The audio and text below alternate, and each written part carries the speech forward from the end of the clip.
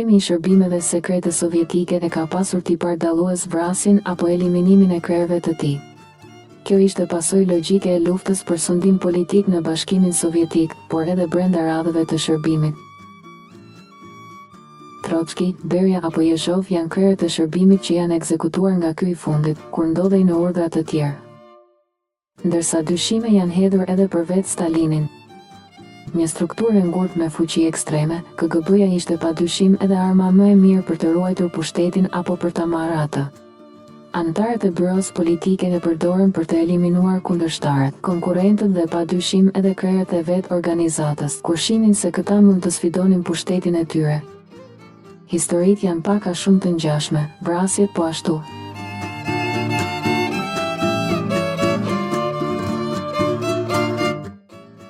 Stalini vdiq apo u helmua? Josif Stalin I përdori shërbimet sekrete për të eliminuar me radhë kundërshtarët dhe jo rrallë vala e eliminimeve përfshiu edhe vetë organizatorët e tyre. 2 herë u organizuan nga udhëheqësi, persekutime dhe pushkatime në mas. Dhe të gjitha këto u drejtuan nga krerë të shërbimeve sekrete.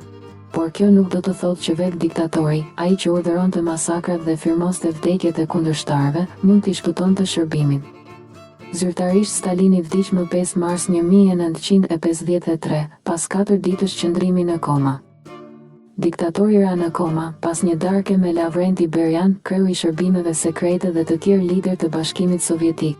Në kujtimet e tij, ministri I jashtëm I kohës, Molotov, kujton se Beria e akuzoi atë për helmim.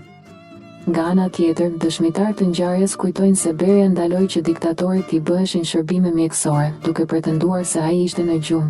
Fakti që Beria ishte pas vdekjes së Stalinit njeriu I dytë më I fuqishëm në vend, me pretendimin për të marrë edhe kreun e shtetit, akuzat e tij ndaj Molotovit që ndodhej në krahun e kundërt dhe frika që ai dhe liderët e tjerë sovjetik kishin nga Stalini, kanë ngritur dyshimet se diktatori u la të vdiste apo edhe u helmua. Megjithatë, askush nuk ka sjellë prova të sigurta për këtë. Trotski u vra në Meksik.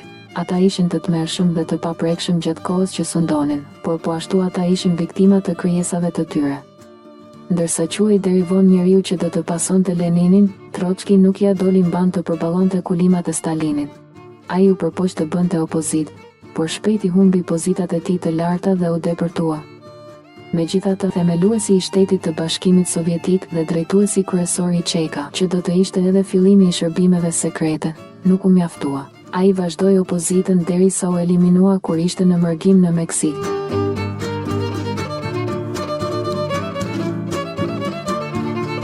Ekzekutimet e Beria dhe Yezhov. Në fillim atyre u jepet fuqia, drejtojnë shërbimin e fshehtë, marrin në kontroll frenat e shtetit ose janë vegël e udhëheqësit, dhe në një moment shpallën tradhtarë spion dhe ekzekutohen. Nikolaj Ivanovich Yezhov dhe Lavrenti Beria, të dy drejtues të spionazhit e organizator të masakrave, me urdhër të Stalinit u ekzekutuan të akuzuar si tradhtar. I pari u akuzua se kërkoi të vriste diktatorin, ndërsa I dyti për spionazh. Që të dy mbahen mend si drejtues të fuqishëm të shërbimeve sekrete. Dyshimet për helmimin e diktatorit. Josif Stalin lindi më 21 dhjetor 1879 dhe vdiq më 5 mars 1953. Deri më tani askush nuk kishte dyshuar se vdekja e tij nuk kishte ardhur për shkaqe natyrale.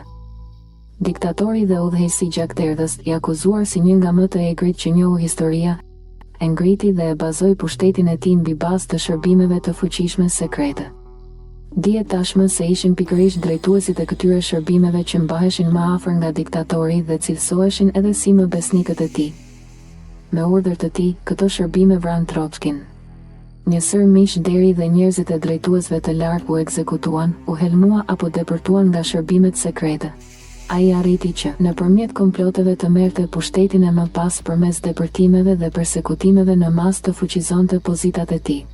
Por në mars 1953 ai mori pjesë në një darkë me njerëzit më të afërt, përfshi edhe anëtarë e drejtues të shërbimeve sekrete. Darka e fundit e Stalinit, 4 ditë pasi ai të jepte shpirt, dyshohet se ishte edhe darka kur u helmua. Por jo vetëm kaq, Dyshimet e hedhura kryesisht mbi drejtuesin e shërbimeve sekrete dhe pretendentin për të ardhur në pushtet Berjan, thonë se Stalini u la pa mjekim.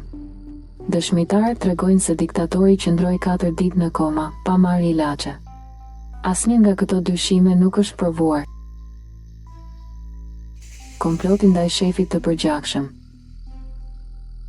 Nikolaj Ivanović Jeshov lindi në maj 1895 dhe u ekzekutua pas një komploti nga shërbimet sekrete në shkurt 1940. Ai ishte një nga krerët e shërbimit sekret sovjetik në KVD.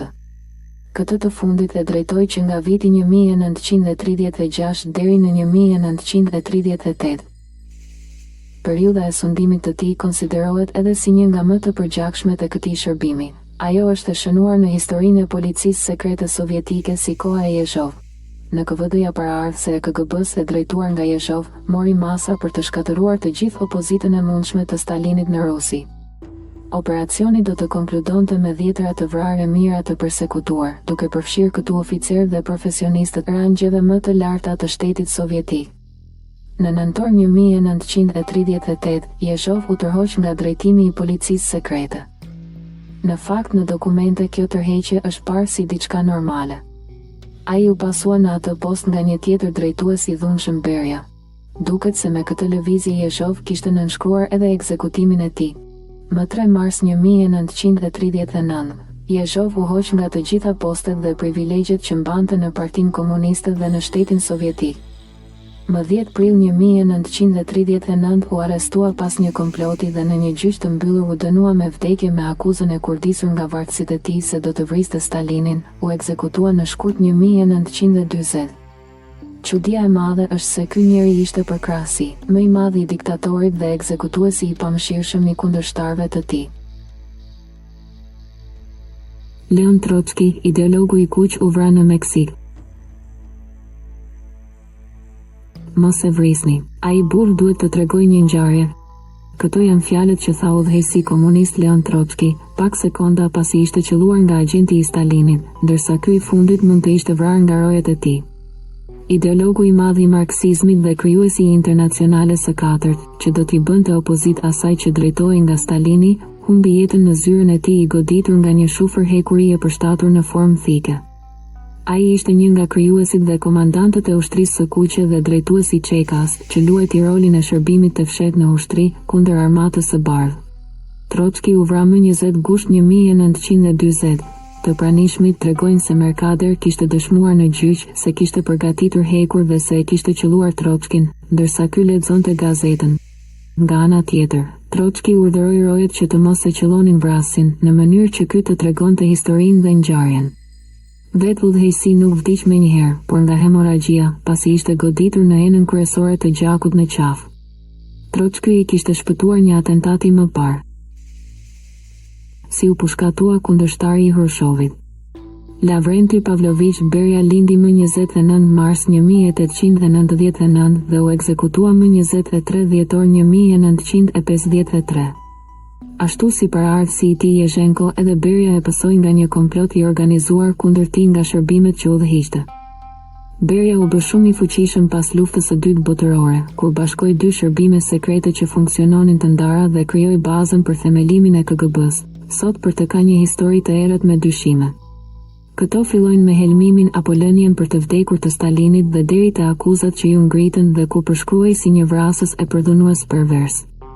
Ai arriti në kulmet e pushtetit menjëherë pas vdekjes së Stalinit, kur ndërsa drejtonte shërbimet sekrete ishte edhe zëvendës kryeministër. Por lufta e Berjas me kundërshtarët dhe problemet që shërbimet e drejtuara prej tij i hapën sovjetikëve në arenën ndërkombëtare, bën që ai të kishte shumë kundërshtar. Për Berjan ashtu si për Yezhenkon u përgatitën akuza politike e pasi këto e detyruan të tërhiqej, shërbimet sekrete ngritën edhe morinë e dosjeve që do ta fundosnin duke e akuzuar si spion të anglezëve. Më vonë, duke qenë se ky fakt pak mund të besoj, ndaj tij u hodhën akuza për përdhunim me makabritete. Deri më sot dosjet e tij nuk janë hapur, por dihet se Berja kërkonte vendosjen e një sistemi më liberal dhe heqjen e kompetencave të byros politike që drejtohej nga Hrushovi. Kjo ndoshta firmosi edhe fundin e tij.